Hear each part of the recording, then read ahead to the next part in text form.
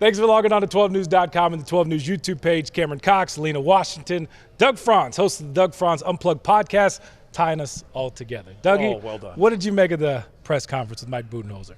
First time I've ever seen somebody show true competitive nature and true humbleness all at the same time. I was shocked by those two things. A lot of people have one or the other, but you could tell the man's a competitor and he wants to win, but he's not about talking about winning, he's about doing. And then secondly, just the emotions that kept creeping up. I'm the same way when somebody asks me a question about my dad. I get just like that, so I completely related to him. And Lina, his reactions to your question about what he did in his off year. I mean, this is a true gentleman and a true man who will have no problem running somebody over to get to a championship. Yes. You've been around the Valley a long time. I mean, it's special to hear someone talk about our city, our state like that, right? That's exactly how I felt. And you felt it right from the beginning when Al McCoy is here. Brilliant decision by the Suns for him to start things off. But then the moment of the press conference happened when it was over, and very few people saw it. Genuine thrill and excitement when Vince Budenholzer shook hands with Al McCoy. And the two of them were in a long conversation. Two Arizona Hall of Famers. And that's, how often do you get that at the NBA level, you know?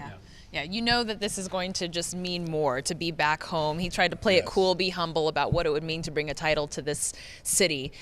But what do you think the potential is for this team with him now in place and with the roster that he is probably going to have some say in building alongside James Jones this summer? He better have some say in that roster. Well, here's the thing. He's the right coach at the right time. Yeah. So I'm incredibly excited about that. I think they got closer to winning a championship today. However, Mike Budenholzer, I don't remember the last time he ever brought the ball up or blocked a shot. Sure. So until this team gets a point guard and gets some kind of rim protection, it doesn't matter whether they name Lina Washington the head coach today. They've got to be able to get that done. I am available. There you go. I think it was 1990. I didn't know if she could take the pay cut. There we go. That's what I was thinking. Oh, gotcha. But, you know, it was interesting, Doug, listening to him talk to some of the print reporters. He did say they need a point guard. Right. Yes. And so I think that's one.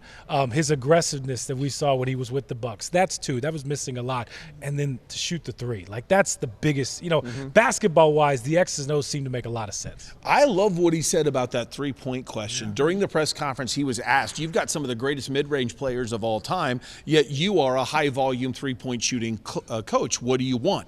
And he said specifically, I'm going to marry the two. In other words, why would I ever get in the way of Booker's game? But at the same time, the modern game is the modern game. Sure. And they've got to figure out how to change that. And hopefully he can bring back something that was gone in the Frank Vogel era, if it counted as an era, and that is just player movement, ball movement. We did not have those two things in the last year. I find it interesting that Devin Booker is the only player or member of the personnel on the court, really, from that 2021 finals team that lost to Mike Budenholzer and his Bucks. And he mentioned holding these guys accountable. How do you think that shift is going to be received or happen in this offseason? Because I found that this team was not really connected, and James Jones even alluded to that, the lack of connection, cohesion. How do you think Mike Budenholzer is going to be able to do that as well with the star power in this locker room? Use your coaching voice, Doug. Because here's the thing. Frank Vogel is truly a good coach, and people don't understand that. But I think, Lina, that was his number one failure. There wasn't a connection between player and coach, and that got in the way of the player versus player. It's just like the rest of us. If one of you likes the boss, one of you doesn't like the boss, then both of you, even if you're friends, are frustrated with each other sometimes. Sure. You could tell from Mike Budenholzer that this is going to be relationship based, and they're going to also know something else.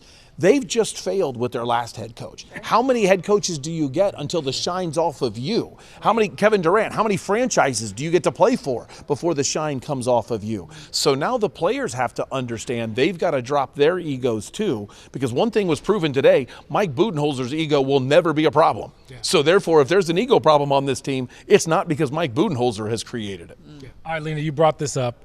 I did ask Al McCoy, Al, are we going to give him a pass for being a Spur and the Bucks in 6? He goes, we're going to give him a pass, Cam. So Al has spoken, Doug. Well, you give him a pass? I will never step over Al. Okay, but truth be told, I could forgive the Bucks more than I can the Spurs.